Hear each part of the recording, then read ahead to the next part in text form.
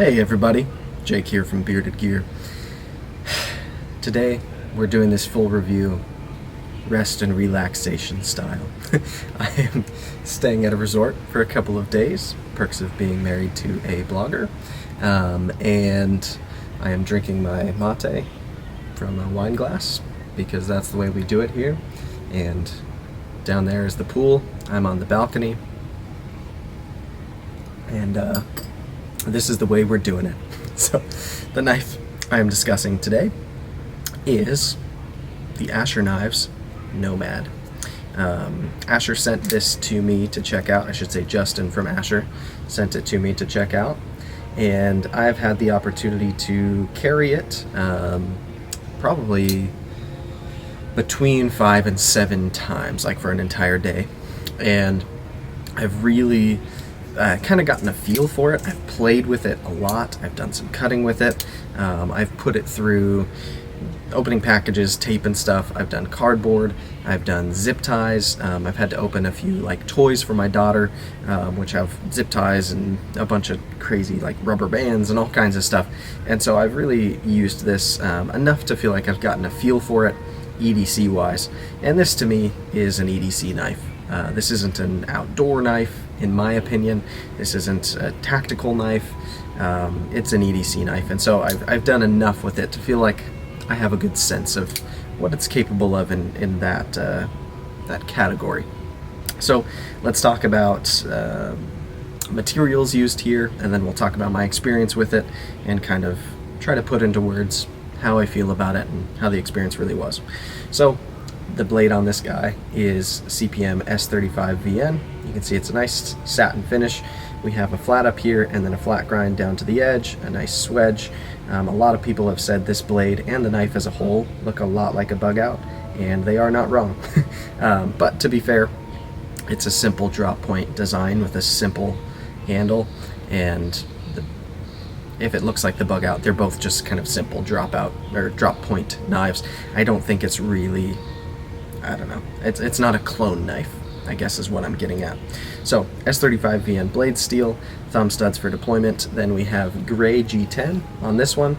I believe there's a couple G10 color options. I know I've seen black as well, and this one looks nice. The liners are full liners on this guy. They extend the entire handle, so it's G10 over stainless steel liners, and that makes it much heftier than those who say it could be compared to the bug out. In terms of the build, obviously they both share kind of an Axis style lock, but the bug out comes standard as like plastic handles, whereas these are G10. The bug out just has tiny little liners. These are full liners, and it's different blade steel. I mean, it's different enough. It doesn't feel like a bug out to me. It feels a little thicker, not a ton thicker. It's still a fairly thin knife, but it feels thicker, and it definitely feels heavier. This isn't trying to be a featherweight knife. It doesn't feel at all like it's trying to be. In fact, the liners are solid liners. They're not milled out internally.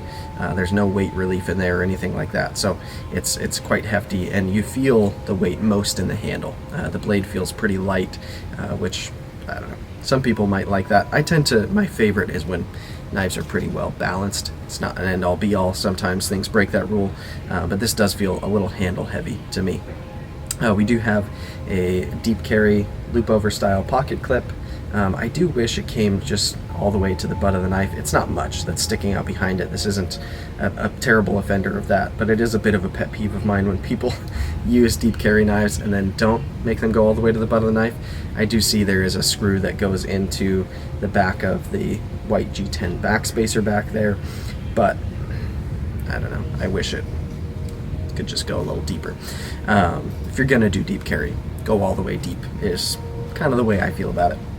So S35 VN G10 stainless steel liners, deep carry clip. The hardware seems pretty nice to me. I haven't taken this knife apart or anything yet, but I have put a tool into it just to make sure it didn't feel overly soft. It felt like normal hardware to me.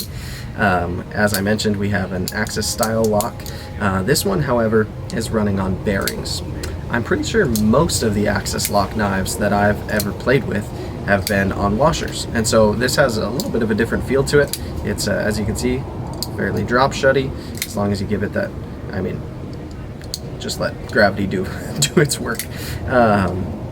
yeah, I like the lock on this one. The springs feel a little bit stronger than Benchmade Axis lock springs to me, just based on what I can feel kind of pulling on them. I would put it side by side with the Benchmade right now, but I don't have, I think I did bring my Super Freak, but it's all the way in there. This is rest and relaxation episode, okay? Cool it. My Bug Out I would also hold side by side with it, but I loaned it to a buddy who's looking for a specific knife for running and trail running, and I wanted him to try it out because it's the knife that I would recommend for that application. Like I said, this knife is heavier, but what I want to talk about that I think is really important to discuss on this knife is kind of where Asher Knives is coming from with this offering and each of their offerings, frankly. Their whole kind of mentality, from what I've seen coming into being a knife company, is to take good materials, not necessarily like the best materials because that gets very expensive, but good materials, and bring them in at a price point that's really affordable.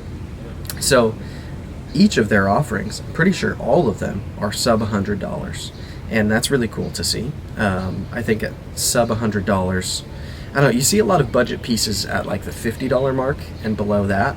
And then the field, maybe I'm just not looking right, but I feel like when you look at budget pieces, and everyone's budget is different, but most of the like budget knives are like capped at 50 or maybe $60. And these being kind of in between that $50 mark and the $100 mark, I think it's a cool place to kind of be positioning their products because you're getting good materials for that price point. Absolutely. These are not going to be the most refined knives out there, but at the price point, I think they're doing a pretty dang good job. And they've already, from what I've seen, been kind of adapting quite a bit, making subtle changes and little tweaks and listening to what people have to say, and I respect that and like that out of a knife company. So I think Asher Knives should be encouraged in what they're doing right now.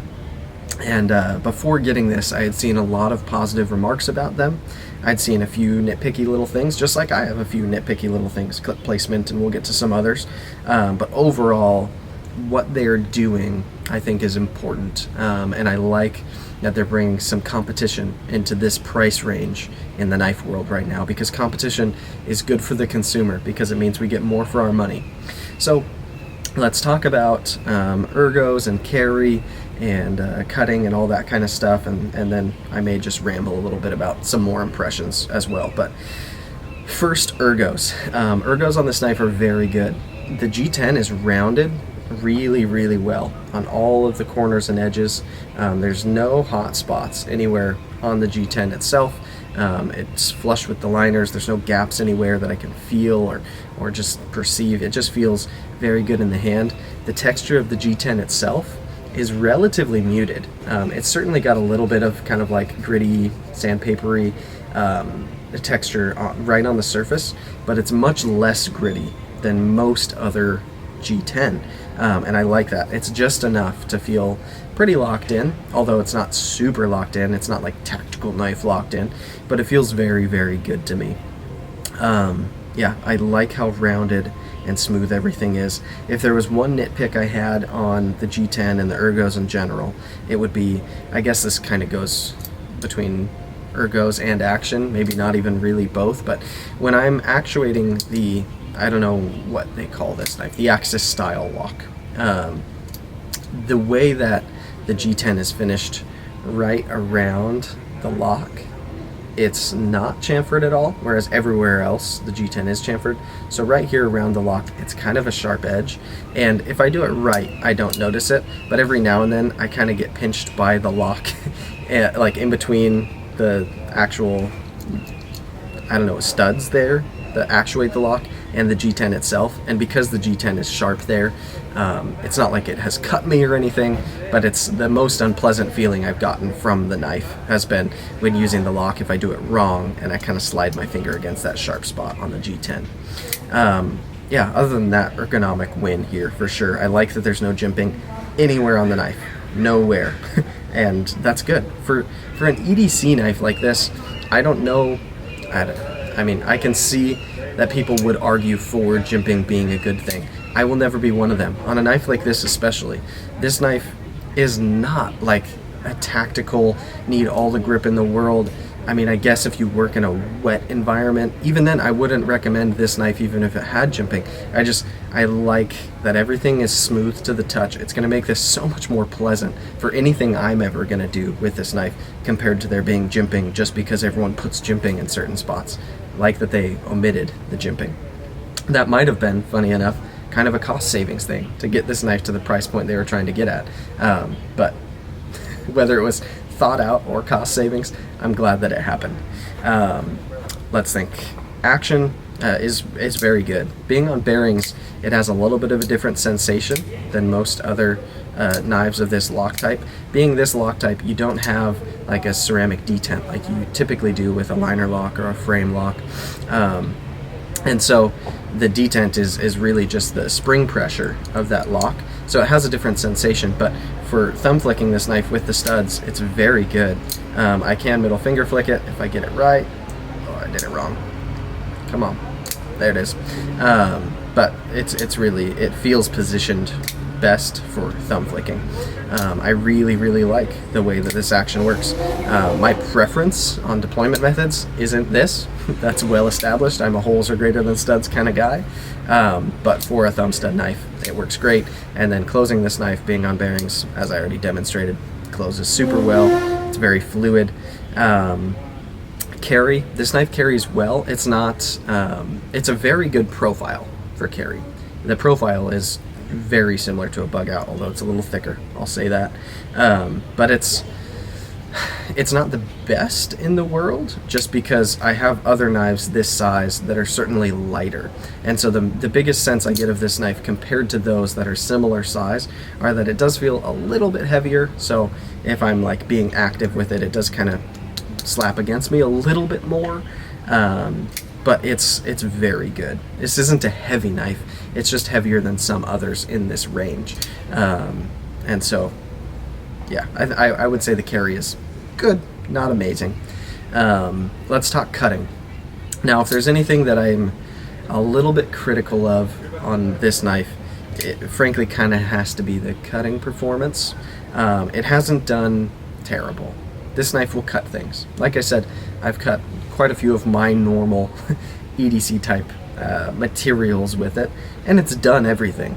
I haven't found myself unable to cut anything that I've sought out to cut with this. That being said, most of my knives that I currently own are better cutters than this. Not all, most. It's just pretty thick behind the edge, if I'm being honest. Not insanely thick. I've certainly felt thicker. Even like the Benchmade Tengu that I'm in the process of reviewing right now is thicker behind the edge than this by a little bit, but it also doesn't have quite the sharpest edge I've ever felt on it.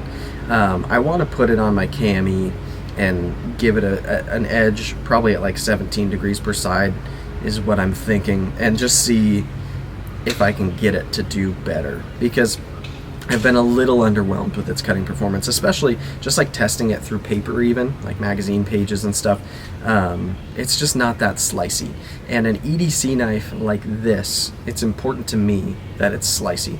I get that some brands don't go for that, so maybe they just weren't. Like in my review of the Benchmade 940, you'll see that's one of my things that I don't understand about it, because to me, the 940, sorry about that, the camera's in the sun, so it's getting really hot. What I was saying, the Benchmade 940, one of my gripes with it is I see it as an EDC knife. I know some people want to make claims that it's one of the best, most well-rounded knives in existence, and it's as hard to use as they come. I disagree. I think there are better hard-use knives, and I think there are better EDC knives. I wish it would pick one. I don't like that it's trying to be a jack-of-all-trades, and I think because they're trying to make it the jack-of-all-trades, it's pretty thick behind the edge, and I want that blade to be slicier. I would like it better if it was. I don't have to like the grind on every knife, but that's one of my gripes with it. Similar here, I wish that it was a slicier profile, because the way I see this knife, the way I would use this knife, I would be okay with it being a little less robust to have a thinner geometry and make it a better slicer. That's just me. It's not a huge offender, it's not crazy thick, it's not problematic, but critique-wise, something I think could be better on this knife to take it to the next level would be that. And frankly, I found the same thing on the Silva, which I'm about to review as well. So yeah, that's one thing. But overall, I find this knife to be... All right, sick of getting interrupted by the heat of my camera. So we're indoors now. Welcome to my luxury bathroom. In conclusion, I just want to reiterate, for the money that Asher Knives is charging for this knife, I think it's a really, really compelling offering. It's a knife that if I have somebody come to me and this is their budget, they want something fun to fidget with because it's on bearings, it's got a fun lock type, it still locks up fairly solid, less blade play, I think, than I oftentimes feel on Benchmates to have this free swinging of an action, and in a set of good materials, feels good in the hand. There's a lot of good happening here. So is this one of my favorite knives that I've owned? No. Is this one of my favorite knives at this price point that I've owned? It's closer. I think there are a couple little things, tweak-wise, that would just kind of put me above and beyond with this knife. Some chamfering around the lock, a thinner blade grind, and real nitpicky, but if this deep carry clip could actually come all the way to the butt of the knife, then I feel like I'd really be pumped about this. And I don't think any of those things would really affect the cost too much. If I was talking about like using even nicer materials or relieving a bunch of material internally, those things take time and money to accomplish. But I think a couple of little tweaks, you could still be at this kind of value proposition. And for me, they would make it a lot better. Now that, frankly, is based on my taste. Those are my thoughts of the knife. And so for a lot of other people, they wouldn't even see those things or care about them.